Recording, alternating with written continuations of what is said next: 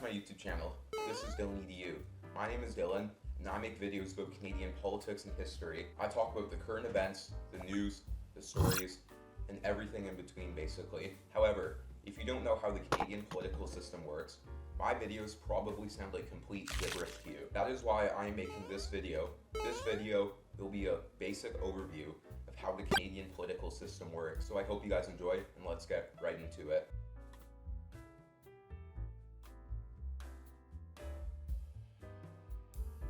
At the top of the Canadian political system is King Charles III. You might know him as the King of the United Kingdom, but for the purposes of Canadian law, King Charles is also the King of Canada, just as much as he is the King of the UK.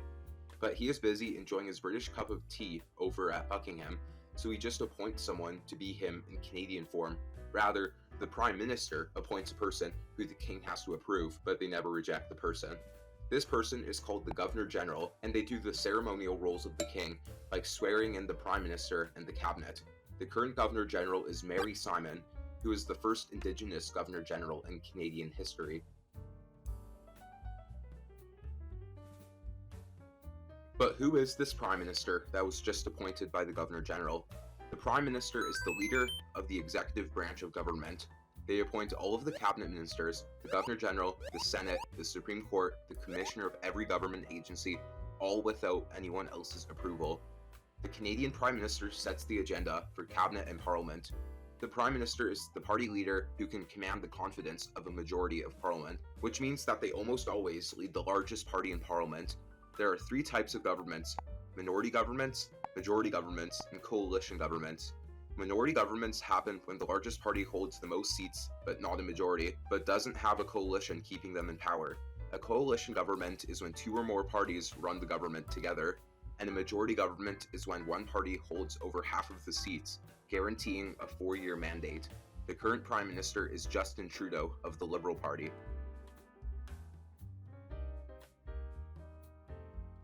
Canada has a bicameral legislature, meaning that there are two chambers of Parliament.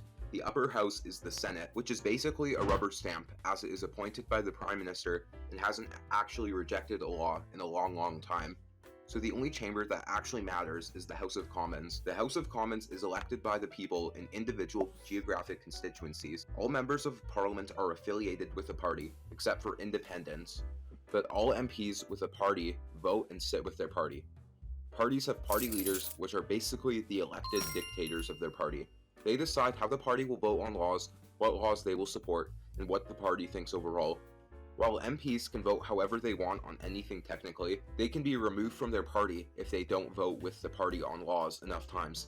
Canada has 5 major parties.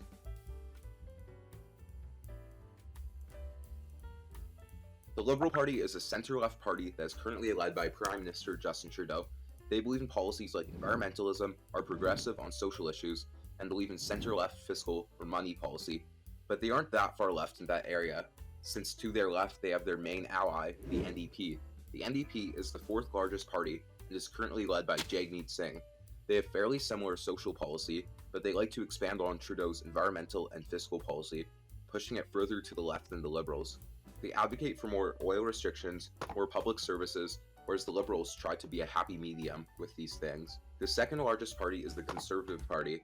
They are led by Pierre Poilievre. They are a center-right party which advocates against measures against the oil industry and less taxes, which means less public services. The party is also more tolerable to social conservatives. Social conservatives are people who oppose things like abortion, gay marriage, etc. There's also the Bloc Québécois. They are a party that only runs candidates in Quebec. They advocate for Quebec issues, and in the end, lots of them advocate for Quebec's separation from Canada. On social issues, they are left-wing, except for them being the most anti-immigration federal party. On fiscal issues, they are fairly centrist, with different beliefs depending on the Bloc Québécois member. Finally, there's the Green Party, with 2 seats. That is an environmentalist party that is a lot like the NDP, but with a big focus on the environment. There's also the People's Party, which has no seats at all, but gets more votes than the Greens. They are to the right of the Conservative Party. They advocate for more restrictions on immigration and are fairly socially conservative.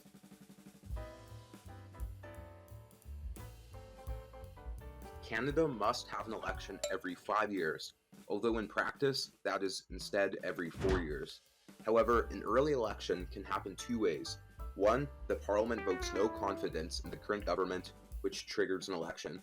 Or two, the Prime Minister calls an early election, which usually happens when the Prime Minister thinks he can gain more seats for his party. Separate elections happen in all 338 ridings, and after the election, the party with the most seats usually ends up forming government, and their leader becoming Prime Minister.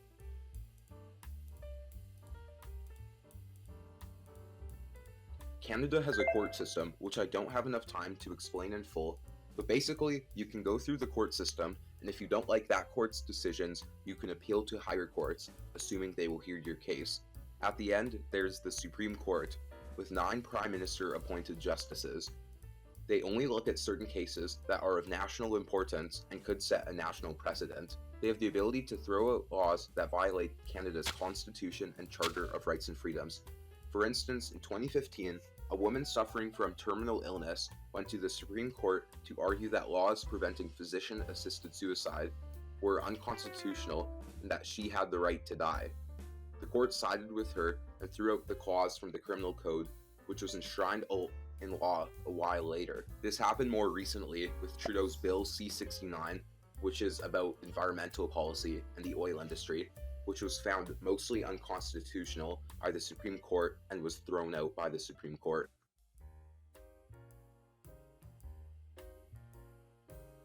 Like almost every democracy, Canada has a constitution which says what the Parliament can pass a law about and what they can't. The Constitution says what provinces make laws about and what the federal government makes laws about. The Constitution establishes how the government works. Included in the Constitution is the Charter of Rights and Freedoms, which says every right that Canadian citizens have in Canada and the civil rights of everyone in Canada. Some of these rights include voting in elections every 5 years for citizens, freedom of religion, freedom from unreasonable search and seizure, freedom to equal treatment under the law, and the right to be served by the government in either French or English, among other things. The Constitution has different processes for being amended, depending on what you are changing. All amendments require both federal chambers to vote in favor, but some amendments require only the affected provinces to approve it, some require 2/3 of the provinces to approve it, and some amendments require all provinces to agree. Again, it depends on what you are changing.